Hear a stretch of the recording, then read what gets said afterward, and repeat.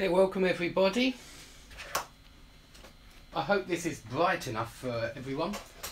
I'm trying to get some good light on the board, but it's not that easy, unfortunately. I hope that's bright enough. There's a lot of kind of bright spots on the board, unfortunately. I don't know how to fix that really. I might just turn it off. Let's have a look. Okay, it looks like you can more or less see. Maybe turn off that one. Okay, I'm sorry if some of the board is not very clear. It's really hard getting good lighting. I imagine I'll need some lighting up there, but that will cause other problems. Anyway, hold phrasal verbs. There are a lot of different meanings for each one, and that's what makes hold phrasal verbs particularly difficult. Let's start with hold back. If something holds you back, then it hinders your progress. This is very often used for education, for example. If you say that, I'm not sure what it could be anything, but you could say, with this particular child, the problems that he's having at home, these problems are holding him back from achieving his true potential, something like that. But you can also use it in the military. You can say that that line of troops are holding back the enemy. So they're stopping the enemy from advancing. And it's not just the enemy that you can hold back. You can say that when you build a dam across a river, you're holding back the water. And you can even hold back the truth. And this brings us on to the second meaning of hold back, which is where you keep something secret. If somebody says to you, are you holding something back? It means, are you keeping something secret from me? Are you holding back the truth? Are you keeping the truth to yourself? And you'll see this is very similar to hold out on someone, but we'll look at that later. But yeah, you can hold back, meaning keep information secret. And you can also hold back, meaning restrain yourself.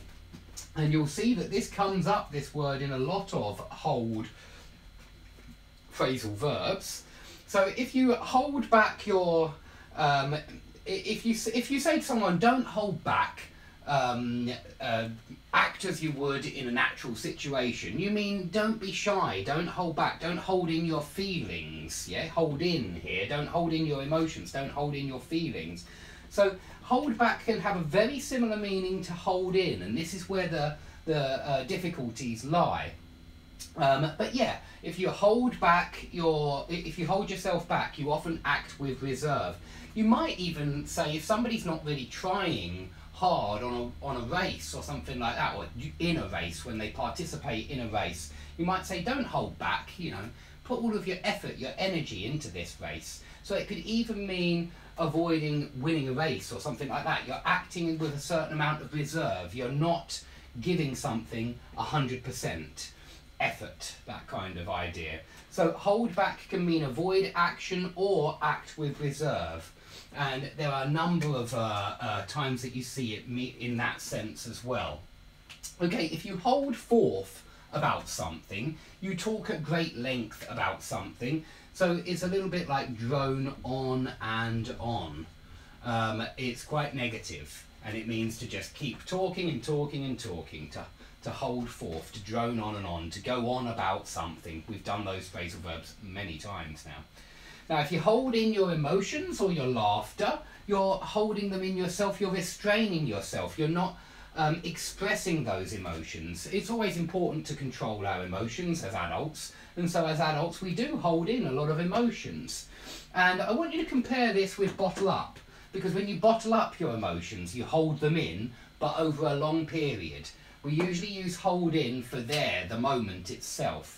Whereas bottle up takes place over a long period. You bottle up your emotions, and in the end, you know, you go crazy, you go mad, and all of your emotions are expressed at once. And so perhaps that's a little bit negative. But all adults need to hold in their emotions sometimes, and all kids as well need to learn to hold in their emotions, to choke back their tears, for example, if you remember that phrasal verb. Not exactly the same as hold in, but I just wanted to remind you about that one. Okay, if you hold something against someone, you bear a grudge against someone. Yeah, if you hold something against someone, you bear a grudge against them. So you won't forget some kind of wrong that they did to you. You keep remembering it. You're obsessed with it. You dwell on it. There's another good phrasal verb. You dwell on it and you hold it against them. Maybe they made a joke at your expense. Maybe they insulted you. They put you down, and you hold it against them. You don't forget. You dwell on that fact. Now, if you hold off the enemy, that's exactly the same as holding back the enemy. You're stopping their progress. So one meaning of hold off is to delay and advance. And it's very similar to hinder progress for that reason. That's why I've put CF hold back. Delay and advance. Delay and advancing army, for example. But you can also use this just meaning don't do this until later. Put this off until later. So if you say hold off talking to the lawyers for a few more weeks, you mean don't talk to the lawyers for a few more weeks. Put that off because it will be better if we talk to them in a few weeks. So hold off can mean don't do something until later because it will be better if we do it later.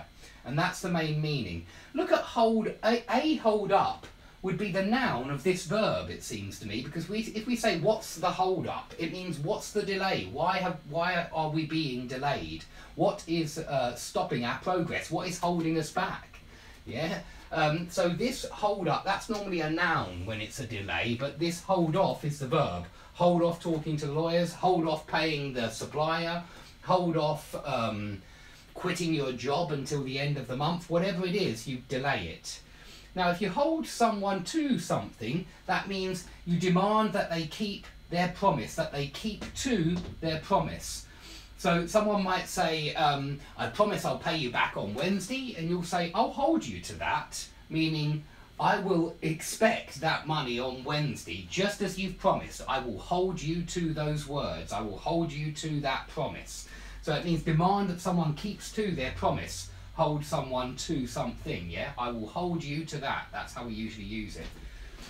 If you hold out on someone, it means you refuse to give them help or information. So very similar to hold back here, because when you hold back information, you keep it secret. You don't tell them about it.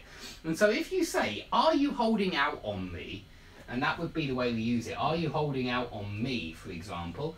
It means, are you keeping something secret from me? Are you holding something back? Okay, so very similar to hold back.